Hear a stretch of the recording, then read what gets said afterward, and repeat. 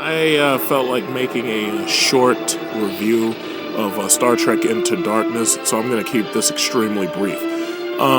Basically, everybody I know who saw the movie actually really liked the movie, whether they were Trek fans or not.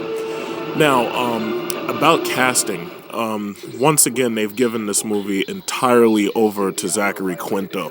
Now, I'm thinking it's because of the power that GLAAD has over Hollywood, basically trying to push Quinto out there, because Quinto basically makes Chris Pine almost feel superfluous, and I don't know how I completely feel about that, because I was always a William Shatner fan more than I was a Leonard Nimoy fan.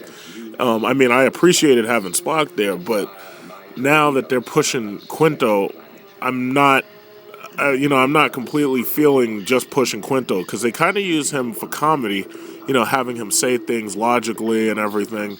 But, some people are going to disagree with me on that. But the real problem that I have is what they did with KAHN. It's no spoiler anymore that KAHN is this guy who's in this movie, or this guy's playing KAHN.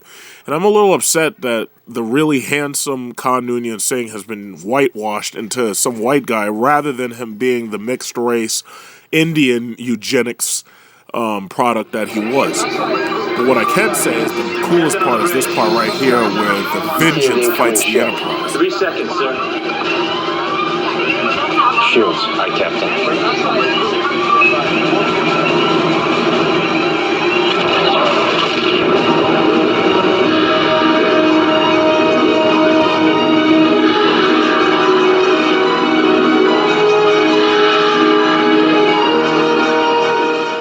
Twice the size and 3 times as fast as the Enterprise, the Vengeance is being called the Evil Prize. And this was a really, really cool scene, despite the shortness of it. And mostly because this thing was so powerful, it's amazing that the Enterprise could even possibly withstand an attack from it. On screen. Broadcast shipwide for the record. And what a surprise to see Peter Weller, who used to be RoboCop, playing the Admiral Marcus out to get Kirk. Hell of a ship you got there. And I wasn't expecting to get word that you'd taken Harrison into custody in violation of your orders. I'll stop him destroying this ship, isn't he? So you have to let me talk to him. Hero, we're at warp. He can't catch up with us. Yes, he can. He's been developing a ship that has advanced warp capabilities, and I'm getting a reading I don't understand.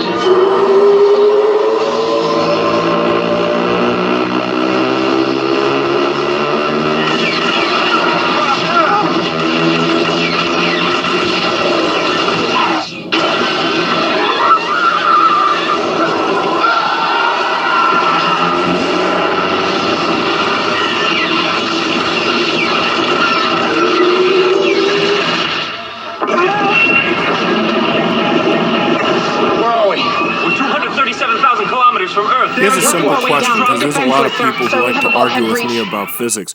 Now, if they said they're 237,000 kilometers away from Earth, had the Vengeance not knocked the Enterprise out of warp drive, then exactly when was the Enterprise planning to come out of warp drive? Because you think about it, the speed of light is over 300,000 kilometers per second.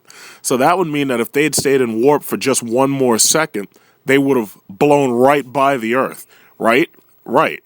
So my question is, how exactly did they end up between the Earth and the Moon if they were planning to go to Starfleet headquarters, which was on Earth?